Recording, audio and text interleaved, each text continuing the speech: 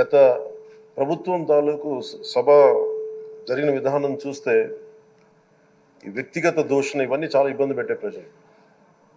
ఈ రోజున వాళ్ళకి 11 సీట్లకు పరిమితం అయ్యారు, ఈరోజు లేరు, ధైర్యం లేదు వాళ్ళకి. విజయాన్ని తీసుకోగలిగారు కానీ ఓటమిని కూడా ధైర్యంగా కూర్చుకునే వాళ్ళకి స్థాయి లేదు, వాళ్ళకి పారిపోయారు ఇక్కడి నుంచి. భావంలో ఉండే తీవ్రత భాషలో ఉండాల్సిన అవసరం లేదు. భాష మనుషుల్ని కలపడానికి కానీ విడగొట్టడానికి కాదు, భాష విద్వేషం రేపడానికి కాదు, పరిష్కరించడానికి.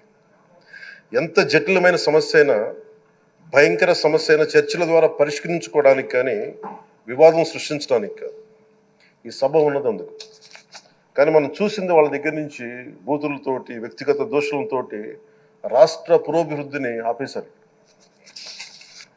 అలాంటి సభ కాకుండా ఇందాక మన పెద్దలు శ్రీ గౌరవ ముఖ్యమంత్రి చంద్రబాబు గారు చెప్పినట్టుగా ఇది భవిష్యత్తుకి ఇది ఒక ప్రమాణిక, ఒక ప్రమాణం అవ్వాలి.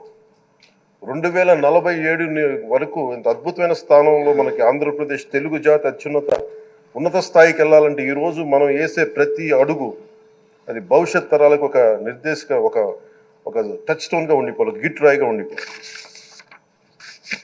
ఈ రోజున ఈ సభలో ఉన్న గౌరవ సభ్యులందరూ చట్టాలు చేయడానికి ఉన్నారు, చట్టాలు ఉల్లంఘించడానికి కాదు.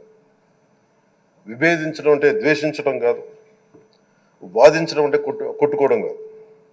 ఇవన్నీ విభేదించడం, వాదించడం ఇవన్నీ ప్రజాస్వామ్యానికి చాలా మౌలికమైన పునాదులు.